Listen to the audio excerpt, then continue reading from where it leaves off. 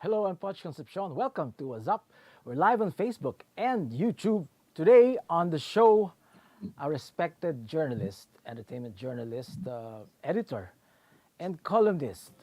He has a book out on the things he has been writing about for so many years. Let's find out more. What's up with Nestor Cuartero? Hi.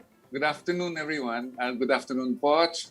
And I'd like to thank everyone, well, you in particular, the Daily Tribune family, for asking me here. It's a good opportunity for me to be able to touch base with you. It's an honor, Nestor. Thank you. No, Tell us I'd about... like to thank also the viewers of Wazzup. Thank you. You have this book coming out. Yes. The title of the book is Philippine Movie Confidential. That's right. This is the copy of the book. Yan. Oo. I hope you can see it. No, it's a slim volume of 130 pages. Okay. Called PH Movie Confidential. PH Movie Confidential. This is published by the Film Development Council of the Philippines, together with Carl Balita Review Center. He has a series called Ultimate Learning Series, and this falls under that category. It will be out hopefully by Feb 28, the end of the month. Out on Feb 28. Okay. Yes. We'll talk about details on where they can buy, where people can buy it. But first, kwento mo, Nestor, paano nabuo yung libro at anong laman yan? The book is a lifelong project for me. It is a record of partial record of my having been a moviegoer and a movie fan for the past many decades. 6 decades, I must say. It contains essays on my observations on trends and movements, quirks, practices, customs and traditions, including superstitious beliefs that obtain in the movie industry as I have watched the industry up close and personal.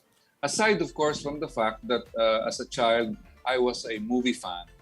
No? So the table of contents, it has 14, 15 chapters. Okay. Just to give you a run-through of what to expect. Okay. Of course, there's the foreword is written by Chair Liza Dino Sigera, and Dr. Balita, no? Si Carl. Si Carl Balita, yes. Okay. And then the certain titles in the book, if I may point out some, would be titillating titles. No? This is very interesting in the sense that I go through the history of titling movies in the Philippines, no? From the poetic in the 1940s to the titillating in the 1970s, 80s and 90s. No, I could give you some very nice examples of some titles of movies that young people may not be aware of, but there were Filipino movies with those titles in the past. No, okay, so we have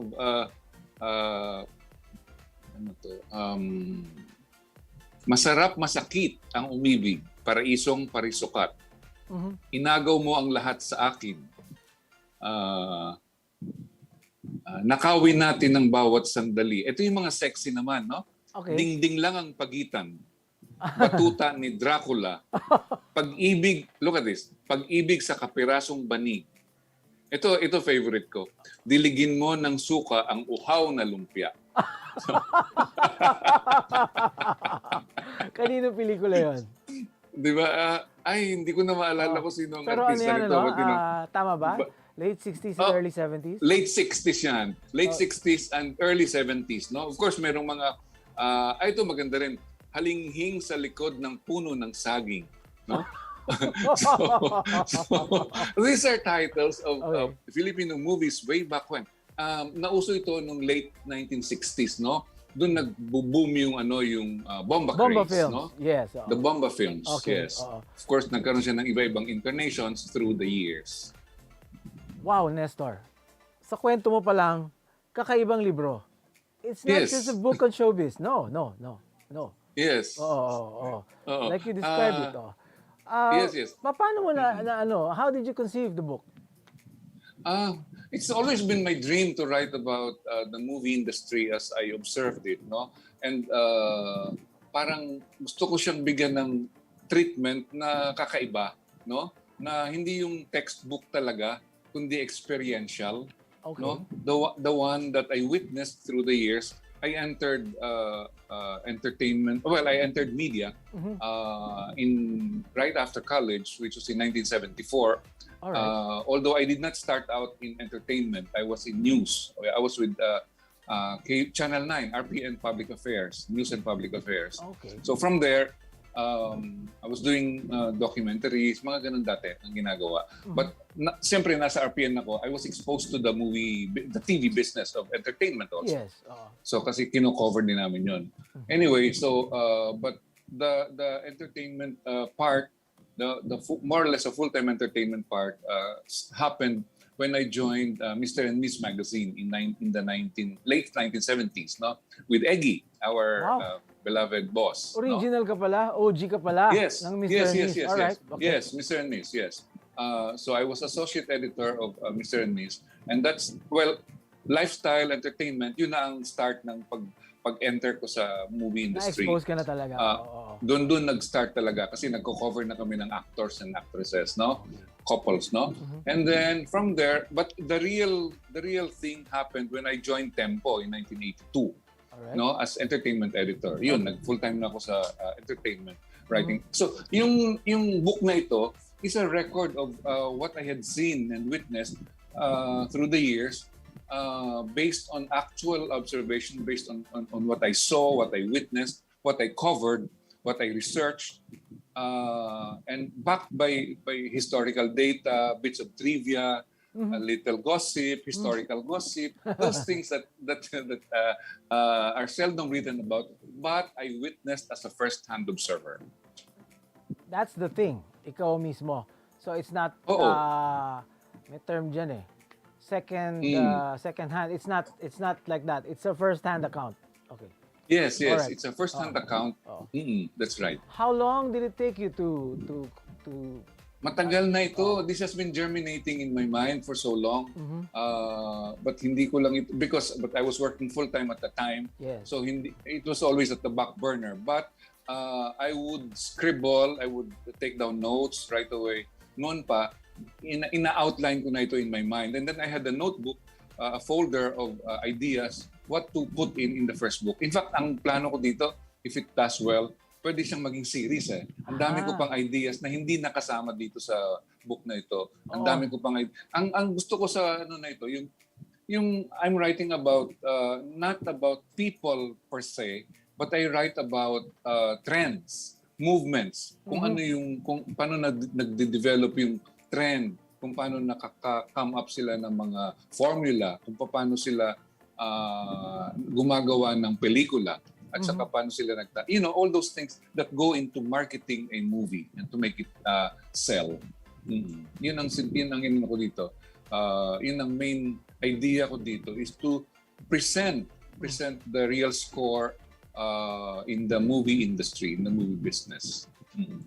Parang nakikita ko na aside from the general public, may angle din yan na pwedeng gamiting textbook.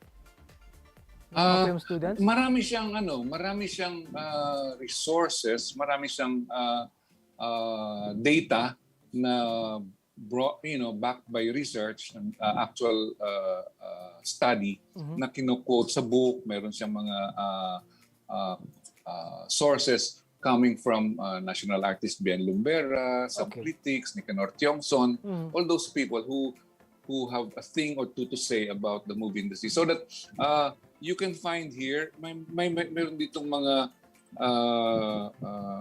data na makikita mo sa librong ito na hindi mo siguro nakita sa iba because I don't think a book like this has come out na yung isang practitioner, isang nagko-cover talaga ng movie industry for the past many years ang sumulat mismo.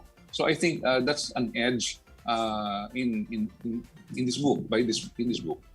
Nestor, saan ang take-off point mo? Meron ba siyang specific decade na kung saan ka nag-umpisa?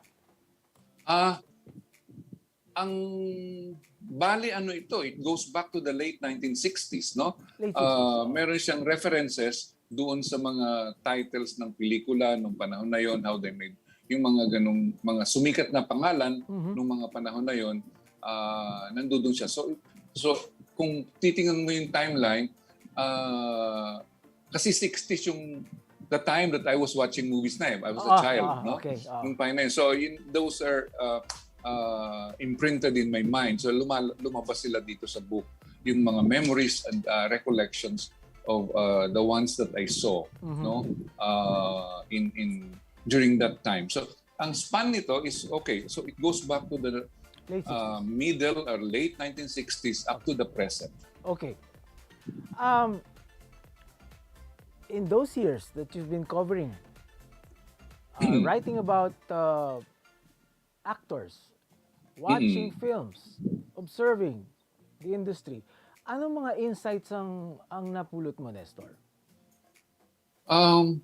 Yung kung paano how can they make movies that are palatable to the audience?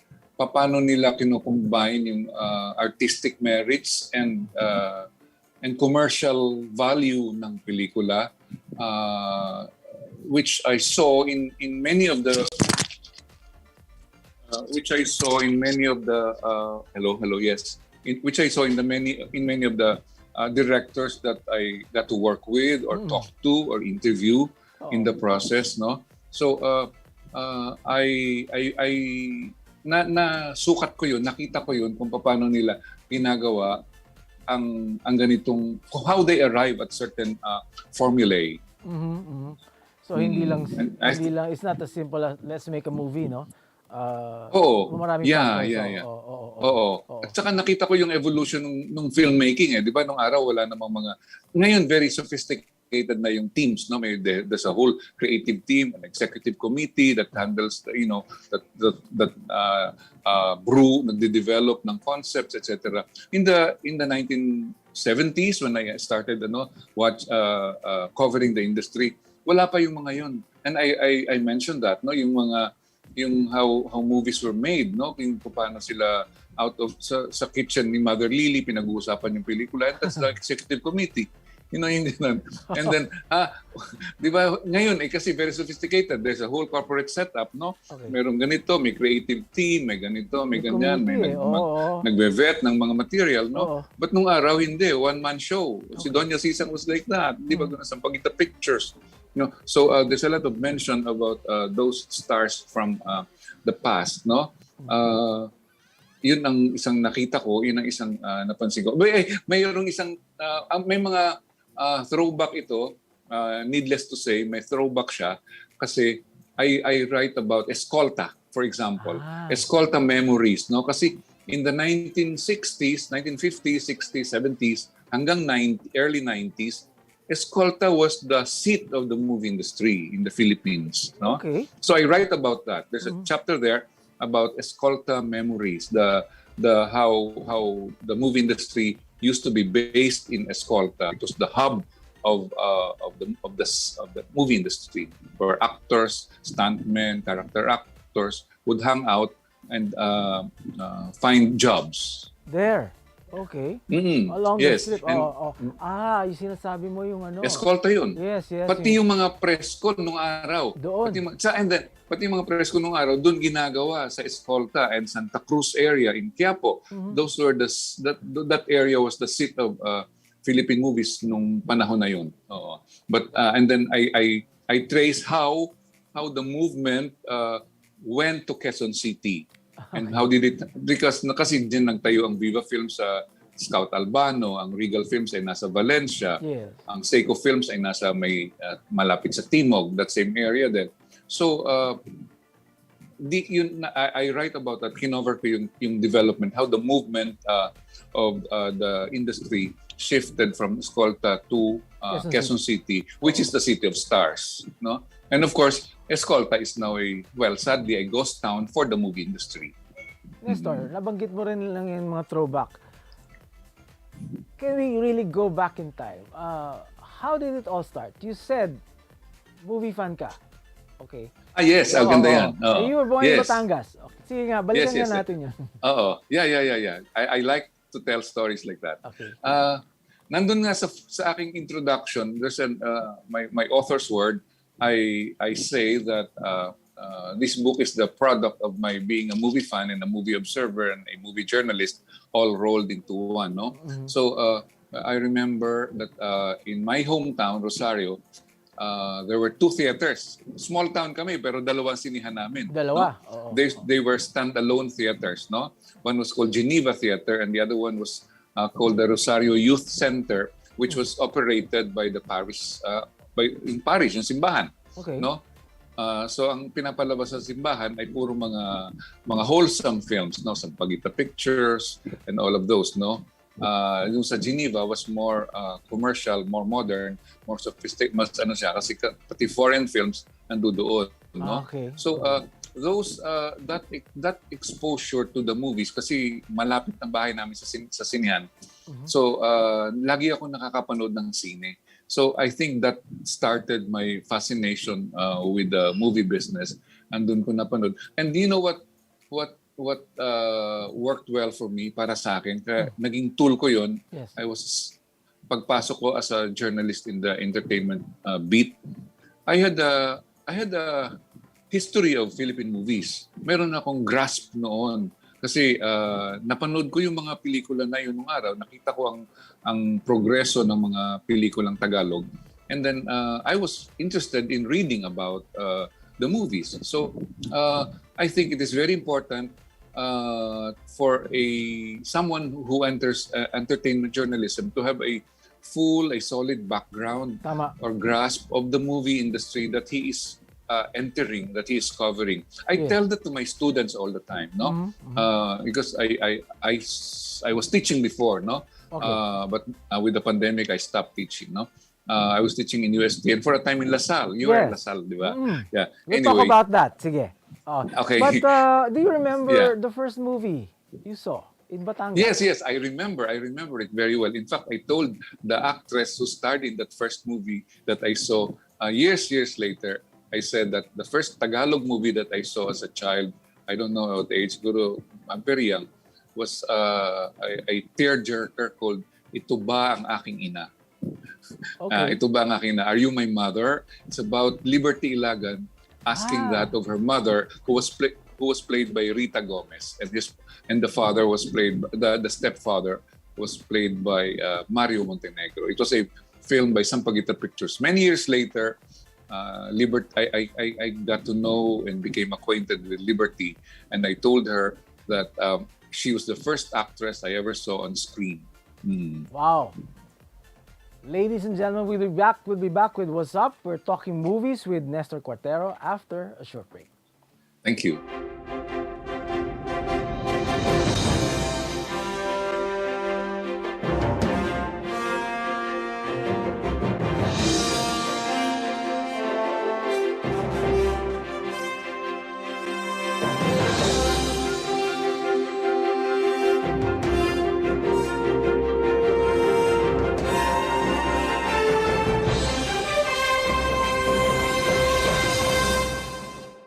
Harry Roque ang pinakamagaling na spokesman, kaya inggit sa kanya ang oposisyon. Tama lang na ipinaglaban ko ang balik trabaho para bumalik ang kita ng mga nagtatrabaho at naghahanap buhay. Hindi pwedeng magutom ang pamilya. Dapat lang po ingat buhay para sa hanap buhay. Basta trabaho, kita at hanap buhay ang nakataya. Nasa harap niyo po ako. Ibigay natin ang tudong suporta kay Harry.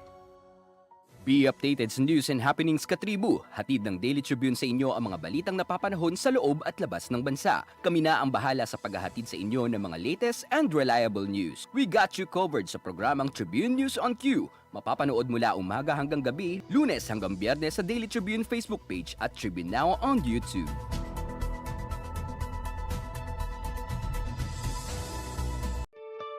Mga katribu, tara na't makiisa at matuto sa mga public service programs hatid ng Kalingang Katribu. Tuwing Lunes, nandyan ang usapang business na magbibigay tips at inspirasyon sa mga aspiring entrepreneurs kasama si Vernon Velasco. Tuwing Miyerkules, usapang pangkalusugan naman ang tatalakayin ni Miss Cory Quirino sa Health and Wellness. At tuwing Biyernes naman, kung legal advice ang kailangan mo, sagot ka na ng Legal Diaries kasama si Elmer Navarro Manuel at mga guest lawyers. Lahat ng yan mapapanood tuwing alas 3:30 ng hapon sa Daily Tribune Facebook page at Tribune Now on YouTube. Mga impormasyong direktang makukuha mula sa sources at diretsahang usapan. Yan ang ating damin sa inyo sa programang Straight Talk. Samahan nyo kami sa makabuluhang talakayan live tuwing Martes alas 10 ng umaga sa official Facebook page ng Daily Tribune at Tribune Now on YouTube. Non-stop showbiz update ba ang hanap nyo? Sagot na yan ang aming Tribune Extra. Balitang entertainment at lifestyle, mapa-local man o international, meron kami niyan. Manood at makichika na kasama si Kim Sancha, Lunes hanggang Biyernes, alas 5 ng hapon sa Tribune News on Q at separate premiere nito ng alas 7:30 ng gabi. Mapapanood sa Daily Tribune Facebook page at Tribune Now on YouTube.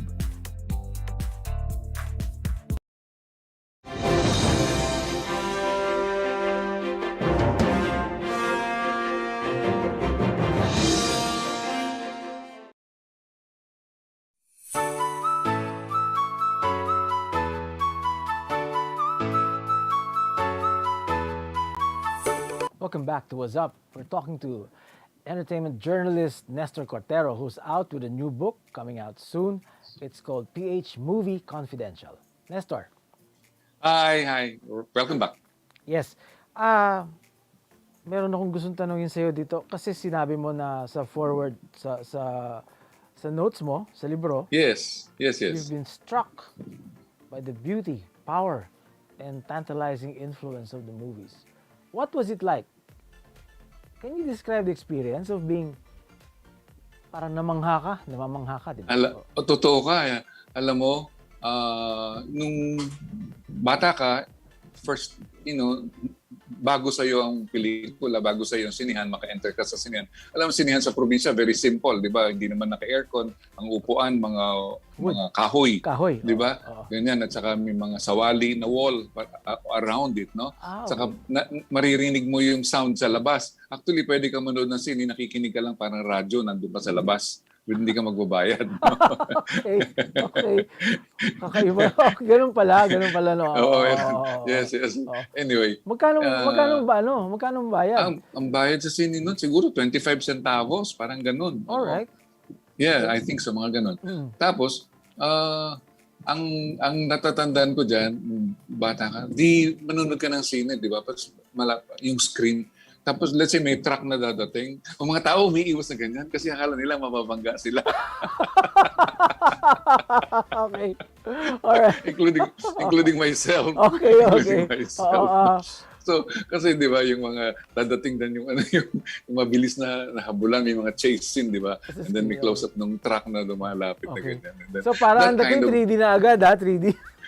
Oo, ganun. 3D na natin. Nakikita mo yung and then you can hear the instant connection with the story and the audience. No, kasi very casual yung mga tao na sa probinsya, very casual at very candid yung mga audience. So they talk back to what the characters are saying on screen, no? Talagang sila, immersed, involved. Immersed. Nagsasalita siya. Kasi di ba, kasi mahigpit masyadong masungit si Etang Discher. So, Etang Discher is the classic villainess, no? Yes. In Sampaguita Pictures, no? Okay. So, masyado siyang masungit at saka pinapagalitan niya lagi yung kanyang manugang or whatever. So, the audience would reply, sumasagot sila, and then nagagalit sila. You can see it's a very palpable chemistry between the audience and what's happening on screen. So I thought that was something magical, no? May Magical. connection talaga ang what people see on screen and with what happens in down there in the audience, no? So I see how powerful. I saw the tantalizing effect of movies. Like, gandang-ganda ka, nakita panood mo si Amalia Fuentes sa Prinsesang Kalapati, for example, no? Na ang ganda-gandang babae, na, from Kalapati, nagiging tao, nagiging prinsesa, mga ganun. And you see Fernando Poe Jr., dashing, handsome, and debonair with this action figure about him. So, you see, this become your idols. This become your image role models in your life. So ganun ang epekto ng cinema sa ordinaryong mamamayan. Ang lakas, no? Napakalakas. Oo. Yes. And Yes. Nestor, when you got to college in UST, Yes. nagpatuloy ba tong fascination mo sa movies? You're being a fan. Yes. Of course. Sa UST, I was in college. I was with the school paper. I was one of the editors of the school paper, the Varsitarian. Okay. And in a certain point in my stint with the Varsitarian, when I got to third year, I became arts editor. No? So kasama dyan ang visual arts, ang cinema, ang literature.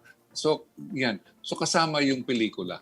No? So I think I really got myself wet in the feet dun sa ganung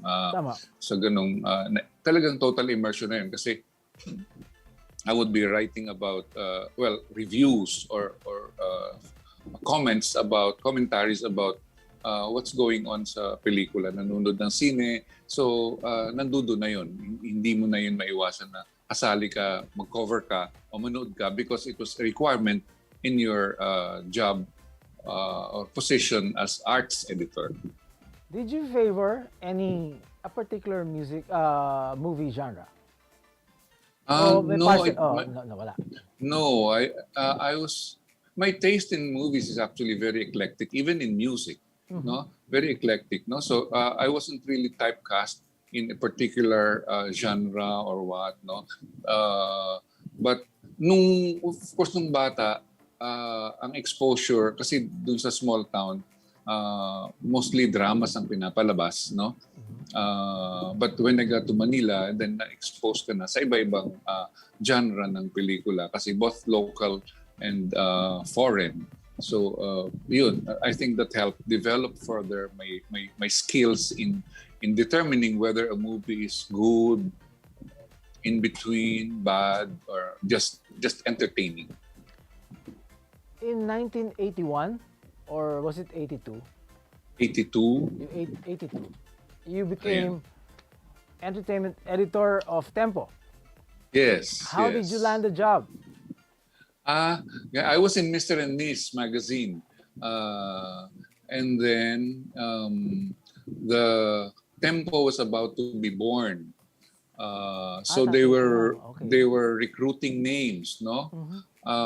And then one day, I got a call from Reca Trinidad, who was the first editor of Tempo. Okay.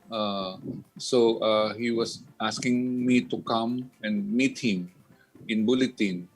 So I was in a weekly magazine and tayo, siyempre, nung panahon na yun talagang ang ambisyon natin mag-dyaryo, di ba? Mag-daily, no? Tama. So ang naging backdoor ang pasok ko sa print media kasi nga sa magazine, no? Yes. Kasi nung panahon ko, 3 lang ang dyaryo na dailies, no, na malalaki, no? Bulletin, Daily Express, Times Journal. Yes. So walang opportunity masyado for a new graduate, no? That's why I went into TV. Okay. So ngayon, nagkaroon ako ng break noong 1982 kasi nga nangangailangan sila ng someone to handle the entertainment section. Okay. And I was asked by Reca if I would be interested. And I jumped at the opportunity right away because ito na yung hinihintay kong break, makapasok ako sa daily.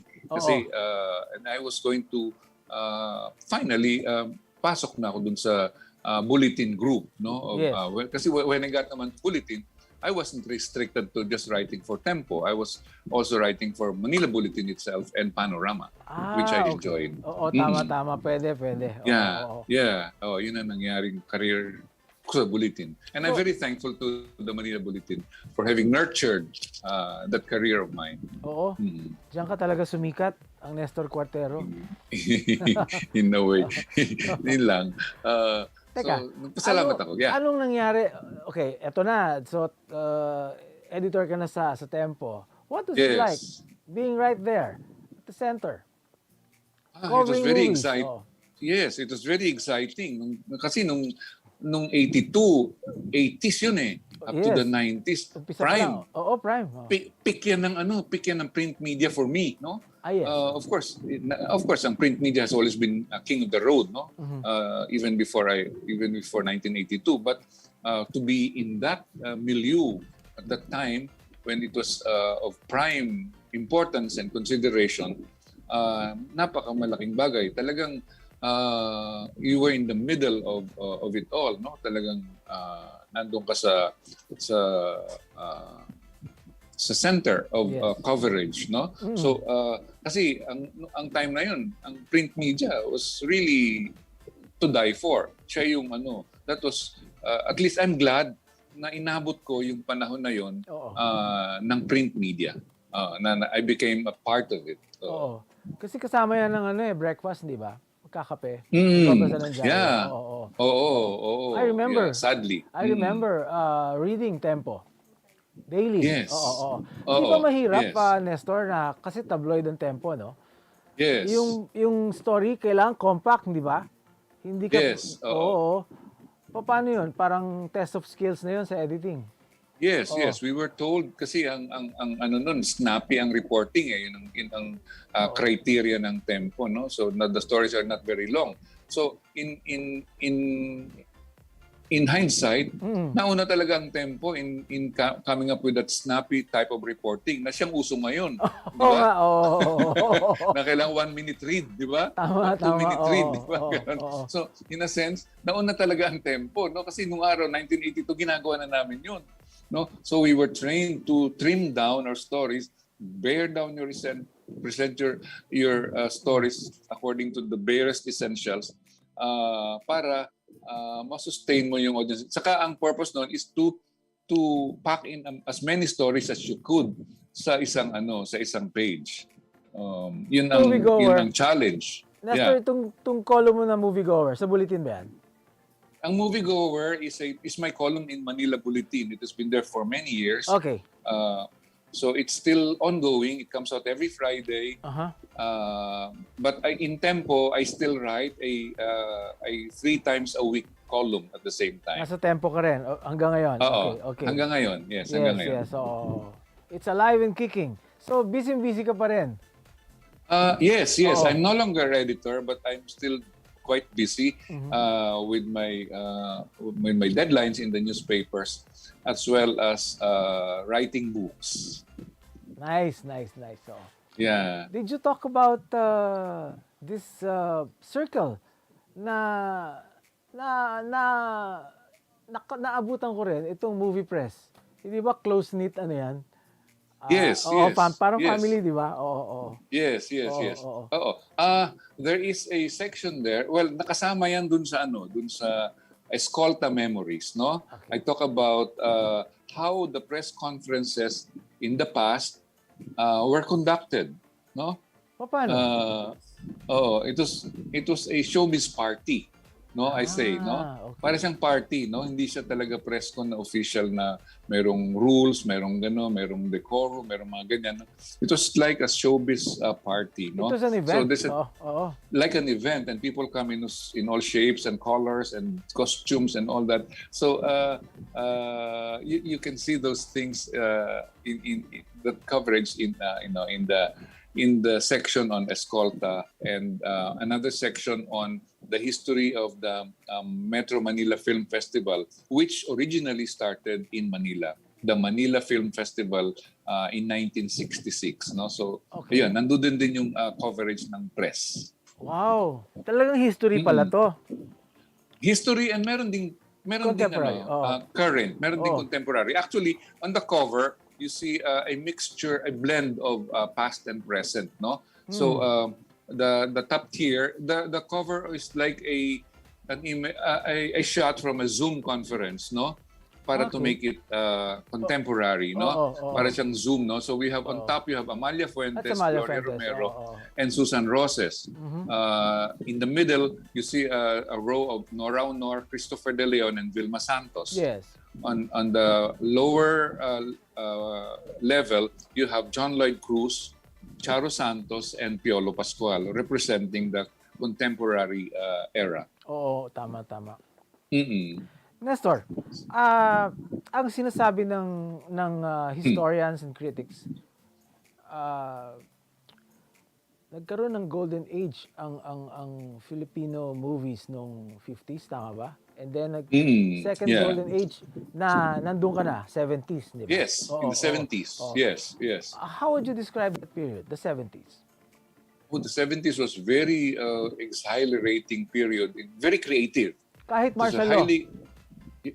kahit martial law. In fact, that's mentioned in the book, no? Okay. How artists, how filmmakers, and other creatives challenged the establishment by working around the parameters of censorship, no? Okay. How they were challenged, how they tried to come up with projects and film roles and stories that tried to challenge the parameters of the board of censors, which was very Puritan in approach at that Tama. time, no? Oo, Very oo. strict, no? Oo. So that was the flowering of the second golden age in Philippine movies. Then you have directors working in cinema. Ito yung active years nila. Ito yung pinaka-active years nila. Pino Broca, Ismael Bernal, Elwood Perez, Joey Gosiem-Fiao, many of that batch, no? Yung Mario de los Reyes. Okay.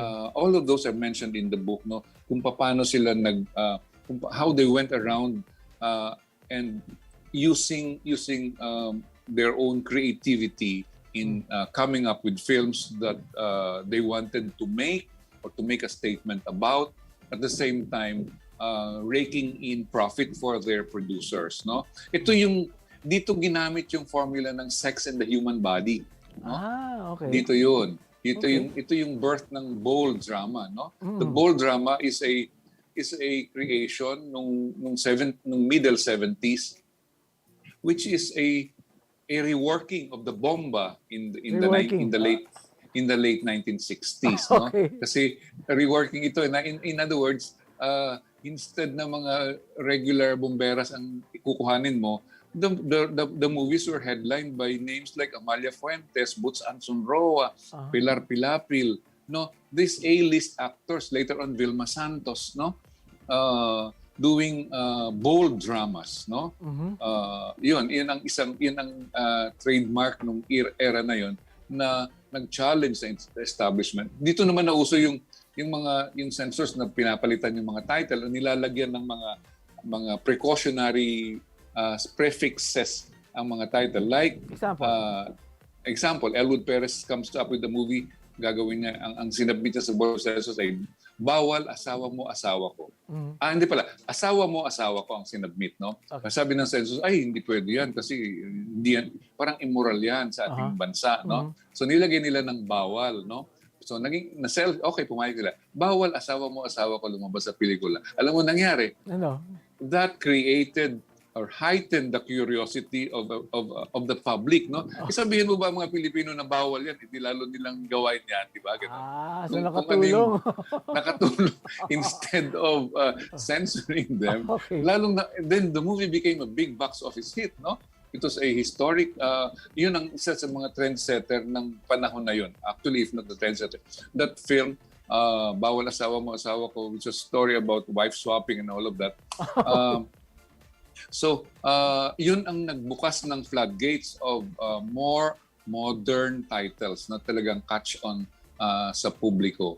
So nauso yung mga pero laging merong mga catchline ang Board of Censors noon. Merong ang sampagitan lumabas sila ng yung nito,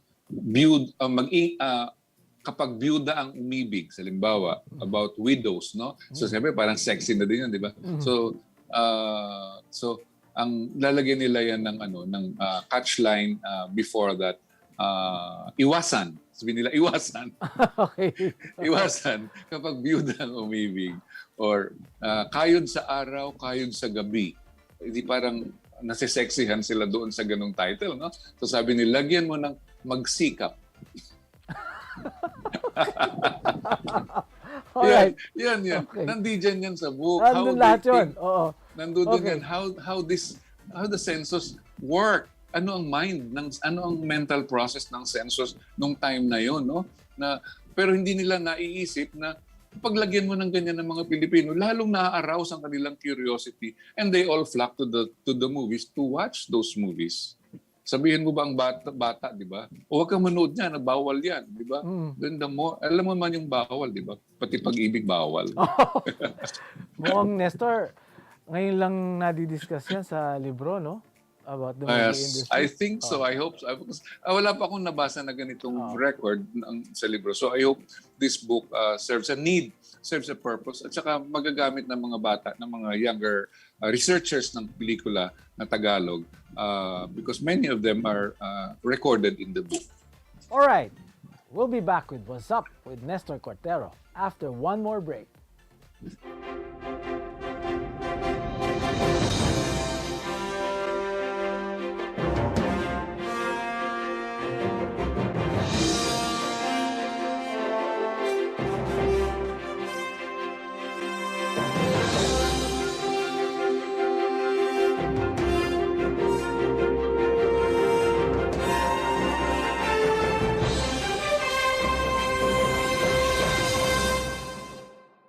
This public service advisory is brought to you by Daily Tribune and 100.3 RJFM.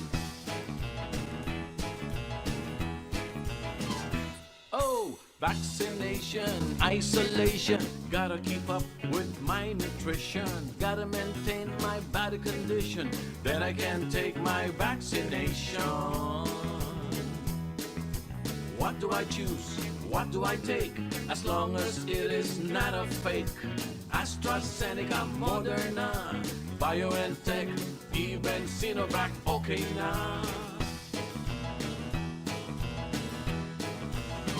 Pababakuna ka ba? Pababakuna ka ba? Pababakuna ka ba? Pababakuna ka ba? Pababakuna ka ba? Pababakuna ka ba? Vaccination for the nation, no more isolation. With vaccination, pababakuna ka ba? Pababakuna ka ba? Pababakuna ka ba? Pababakuna ka ba? Pababakuna ka ba? Pababakuna ka ba? Pababakuna ka ba? Paturok, paturok, paturok.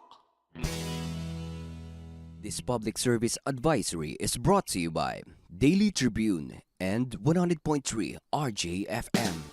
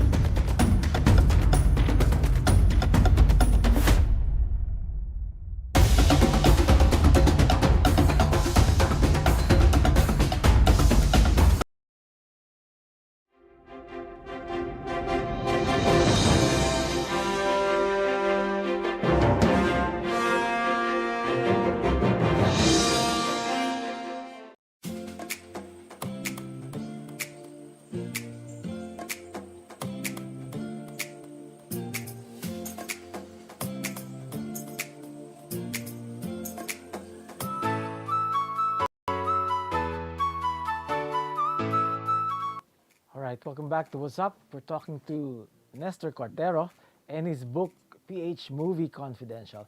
An inside look, should I say, full of insights in the Philippine movie industry.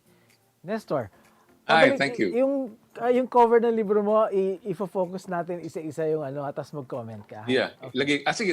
Kayo na, di ba? Yeah. Yeah. That's Amalia Fuentes, he's the queen of Philippine movies in the 1960s, who had the longest career in show business. She was a box office star through the years and producer of AM Productions. She's the first Filipino actress who became a movie producer. Unang babae na naging producer. Wow. And her production company ran for more than a decade. Ang ganda-ganda niya. Oh, yeah. Grabe, The most beautiful face to hit the local screen. Okay. Amalia Fuentes. Amalia Fuentes.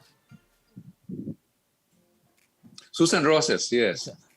Karibal. Tama ba? Kapag Karibal? Yes, Oo. Karibal. In the 1960s, sila yung magkaribal. She's also the queen of Philippine movies. No, There is a chapter here in the book that's very interesting that traces the development, the growth of fan mentality in the Philippines. No, Okay. So merong paano nag-rise yung mga Amalians and Susanians, and then the Noranians and the Vielmanians. Okay. So there's a chapter. Yung isang magandang interesting yung rivalry ni Susan at ni Amalia nung 1960s kasi may mga popularity contests noon na yung base sa balota na bibili ang mga fans ng magazine like graphic magazine or comics or whatever, tapos gugupitin nila doon ang coupon para i-mail nila yan dun sa publication at bibilangin kung sino ang mas maraming boto, si Susan o si Amalia. At alam mo kung sino ang in charge doon? Sino? Si Ethel Ramos. Siya yung coordinate. Okay. Yeah. Si Manay. Siya ang coordinate. Si Manay. Kasi siya ay nasa staff siya ng Philippines Graphic nung time na yon, and she was already a columnist, no?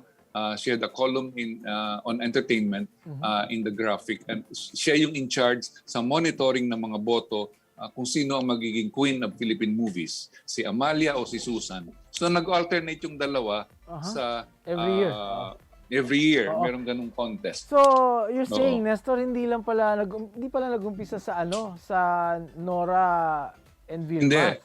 Hindi. Ang fan mentality, ang fan mania was doon nag-start talagang matindi nung panahon na yun. Saka kinukwento nandito rin sa book yung mga interviews ko kay Douglas Quijano, the late Douglas, no? Who was there during that time. Yeah.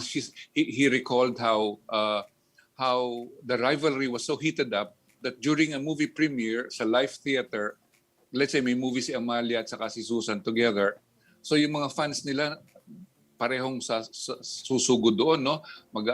So na merong yelling, merong mga contest, ganyan, palakasan sila ng sigaw. Pero yung mga fans daw noon were so heated up, so passionate.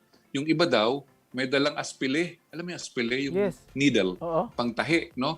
Tapos pagkagalit nila yung fan ni Susan o ni Amalia, tutusukin nila sa braso o wherever yung yung mga fans, no? Ganon sila ka-passionate, no? And sometimes they would do so also dun sa artista mismo na hindi sila fan, no? Oh, masakit ganon, masakit, no? Pag-uwi mo may mga tusok-tusok ka, no? Parang minukulam, ha? May ganon sila nung araw. Alright. So that's also covered kasi may mga interviews ako kay Douglas at saka yung mga veterano. Mga veterano sina Baby K. Jimenez, meron na may mga diyan, may mga feedback sila diyan, may mga insights sila. May mga feedback sila diyan. Okay. So may mga sila diyan nag-charge. Yung interviews mo na yan for the book about Susan is there. Okay. No? Next batch. That's Gloria Romero, of course, another queen of Philippine movies, mas earlier, no? Siya naman 1950s, no? Yes. Ang kanya namang reign ay nung panahon na yon. And then she, of course, Gloria became active in the acting business for a very long time. Now she's in her late 80s, no? Okay. And she's still hosting a TV show. Well, hindi na yata regular, pero hindi siya tumigil sa pagiging actress. At saka we saw the transformation of these actresses, si Gloria, si Amalia, si Susan, into fine actresses. Dati, they were known for their sweet, wholesome roles, and then eventually, I also talk about that, no? How they develop, kung paano sila grow into actors of distinct talent. Nice, nice. Oo. Para Yun. maintindihan din ng audience, ng readers, no? Na may transformation naman. Oo, oo. Na nangyayari sa Oo, mga yes. artista. Oo. Yes. Okay. Oo. Next picture. Oy, ito na. Of course, the superstar, Nora Honor, she's also on the cover. So, meron diyang part na titles ng artista, kasi bakit nauso yung binabaptize ng title ng Tama. artista. Oo. Ganda-ganda ni Nora Superstar, dyan, no? Oo. merong ganun, merong megastar, merong diamond star. So, tinrace mo rin ang history? Yes, it's also there. How they came up with it, why it's being done, no? Why? And then why? Because some managers just want to give a brand name to their actors, no? But the one of Nora, superstar, came naturally, no? Parang it was kasi phenomenal si Nora, di ba? Yes. That was her rise to stardom. Was really phenomenal. She broke the type. She broke type. So ang pinanggalingan ng superstar, because nga she was all over. She was the first tri-media star. She was radio, she was in radio, television, and movies, no? Even the stage. Oo. And later on on stage, no? Yes. So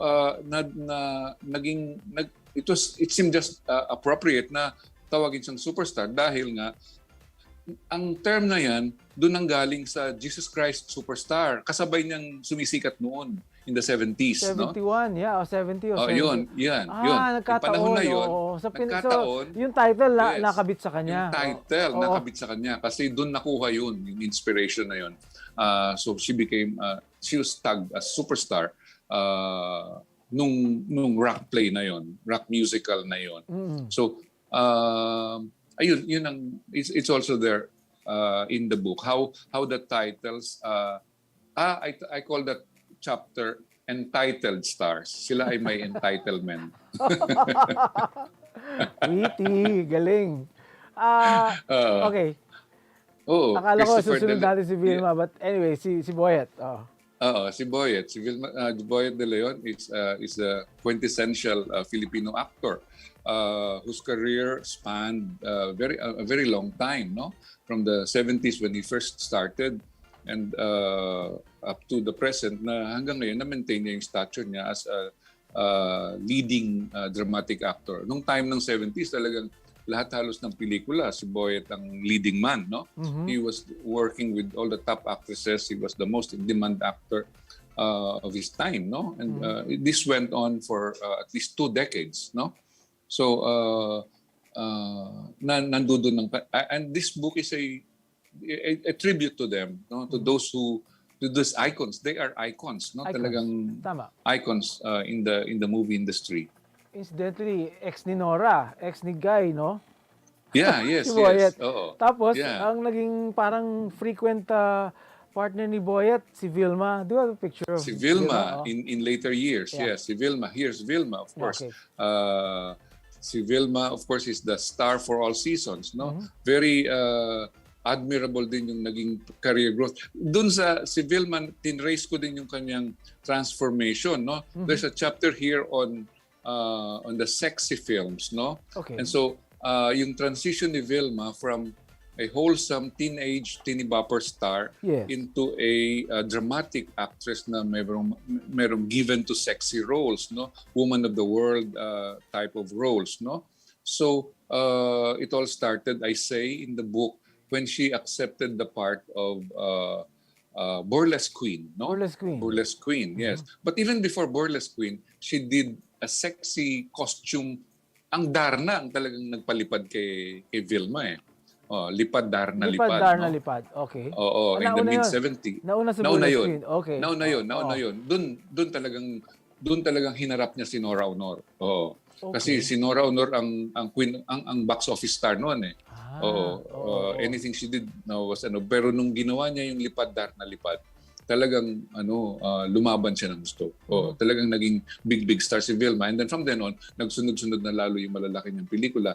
At yun nga, na-heighten yung awareness sa kanya as a dramatic actress and box office attraction noong nag-burlesque queen siya. 17 minutes of burlesque dancing, no? Na yung finale ng movie na yun was very gripping, no? Na hanggang sa dinugo siya, yun pala nagkakaroon siya ng abortion on stage, no? So Maganda that was very pagkakagawa, no? Oo. yeah. Oh, yun yung Celso pelikula ni Celso Ad Castillo. Yes. Okay. Nestor, how would you compare? But before we talk about the next icon, celebrity, how would you compare Nora and Vielma as actors? Magkaiba sila ng ng caliber pero pareho sila talagang they have this certain quality that keeps you engaged, no? Talagang whatever they do, nandiyan sila sa consciousness mo. They really get carried away, and you do get carried away by what you see, what they deliver, what they give their performances, no? Meron sila talagang kanya-kanya sila ng quality that pag pinanood mo, kita mong star sila, no? They're real stars, no? Na yung intensity, yung passion, you could see it in the way they... At ang maganda dito, pinakamaganda dito sa dalawang icons na ito, they are the easiest to work with, no? They are the easiest to work Talaga? with. Yes. Oo, yes. Nung may mga panahon, of course, na pareho silang may mga record sila ng na they were young. Nung time na yun, you're young eh. So meron kang bouts with unprofessionalism, late, tardiness, no show, mga ganyan, no? But in the end, they evolved into fine actresses and professionals, no?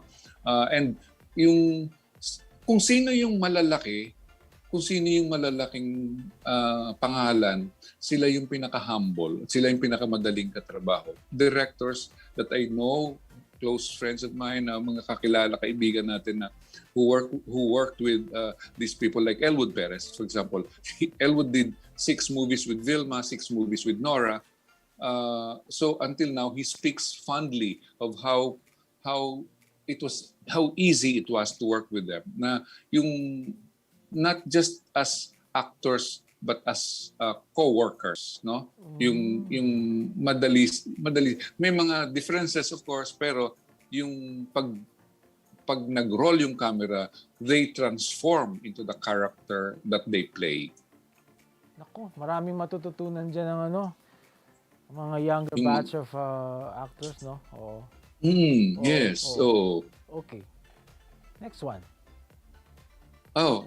John Lloyd Cruz is among my favorites among the the new generation actors, no? Why?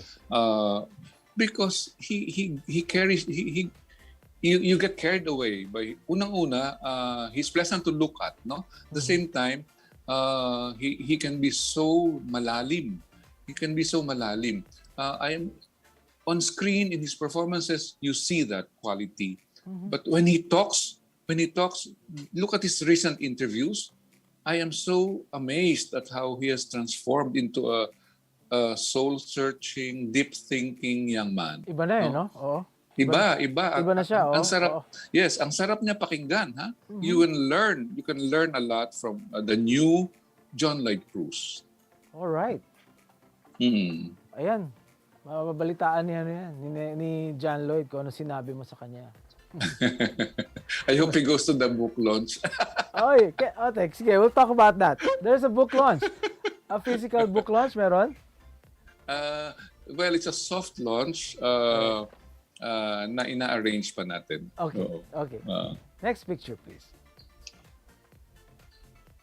Ma'am Charo Santos. Of course, dear Charo. He's an old friend from her acting days. Started as an actor? Yeah. Yes. He started as an actor. So from then, I witnessed Charo's growth and evolution from being an actress to a corporate president of a network. No. Yes. So I think she has a very compelling story to tell, and her contribution to the art of filmmaking and film acting is just as great as the other icons, no? She is a role model in more ways than one. Oo. Incidentally, diba? She was great in this film, yung nanalo sa Film Fest, di ba?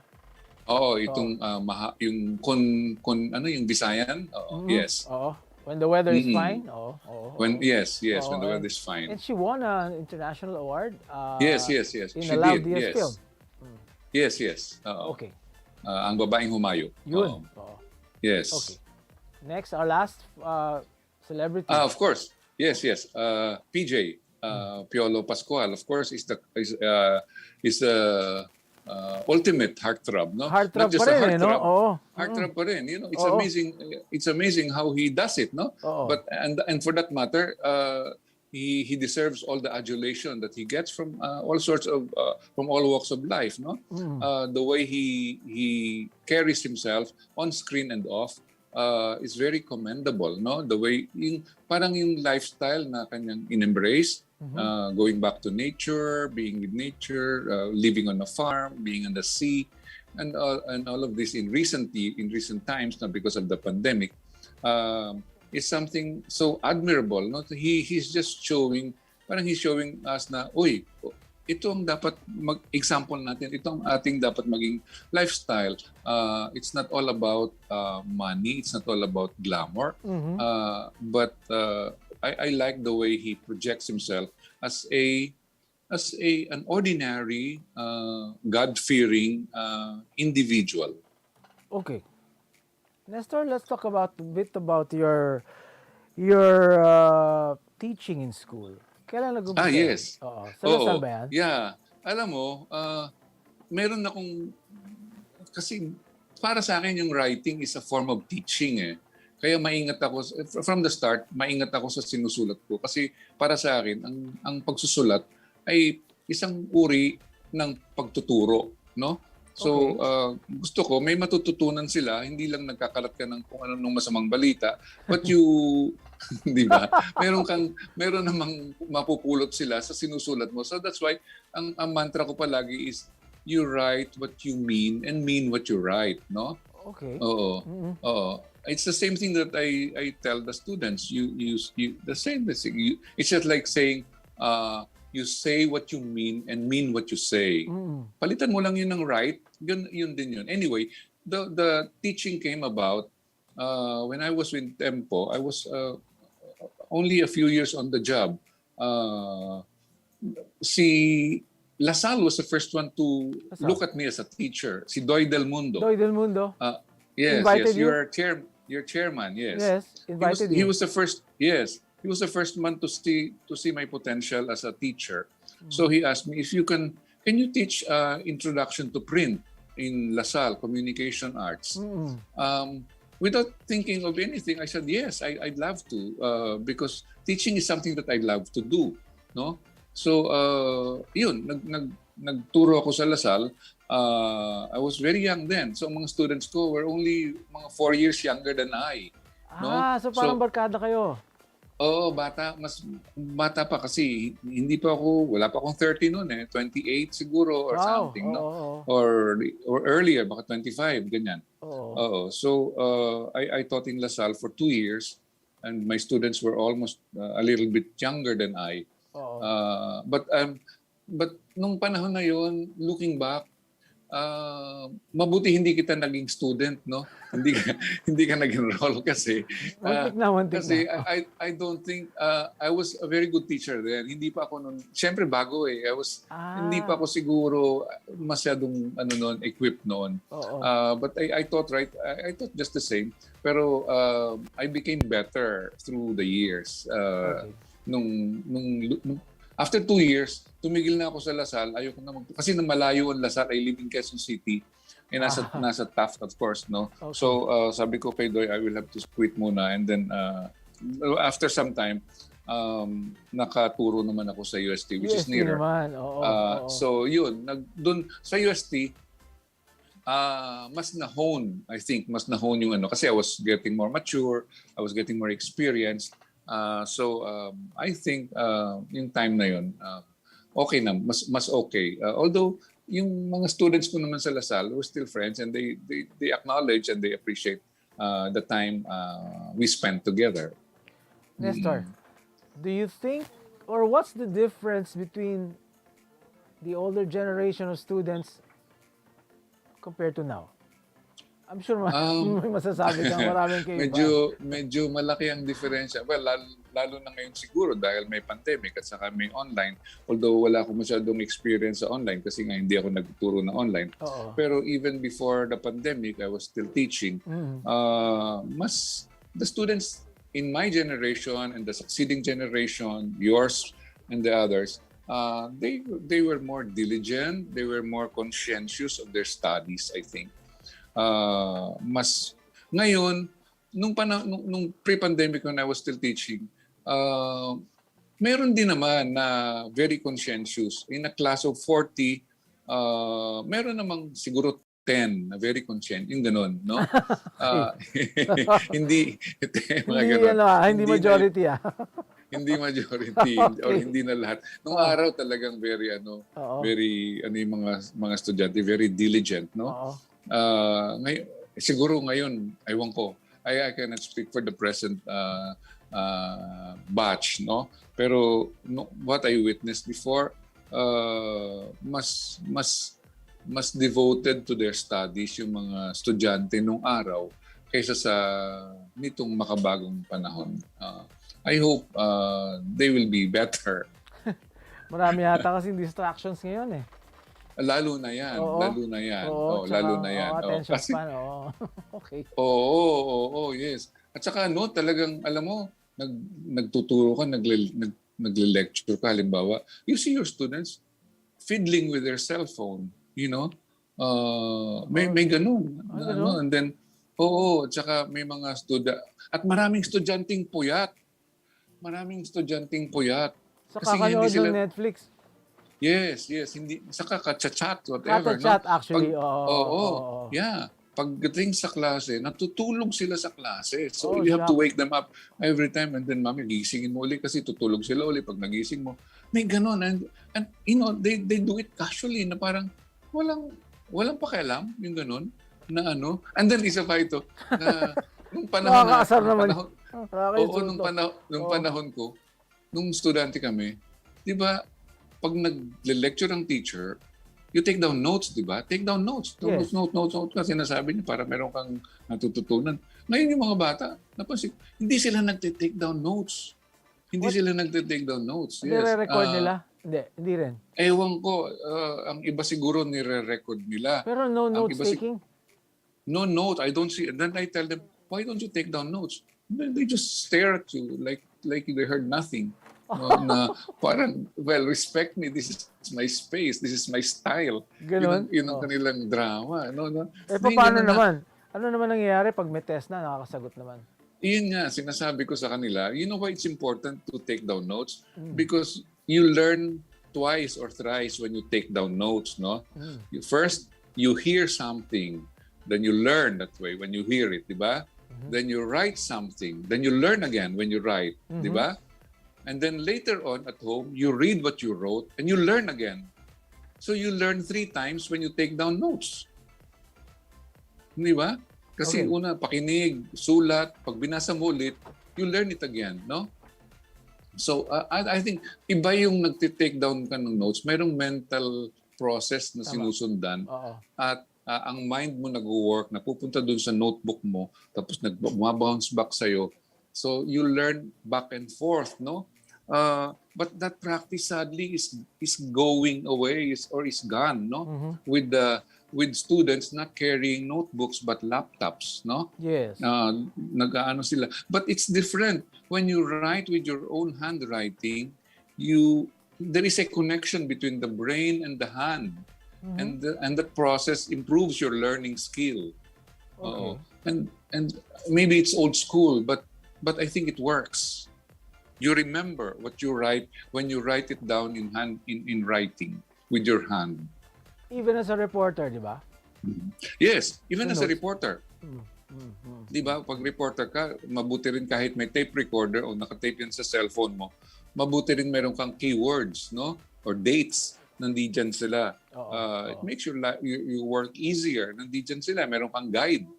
No. So because sabi ko sa mga students lalo na yung mga journalists and mga mass comm, I tell them the importance of taking down notes because that is your tool when you sit down, buckle down, to write your story.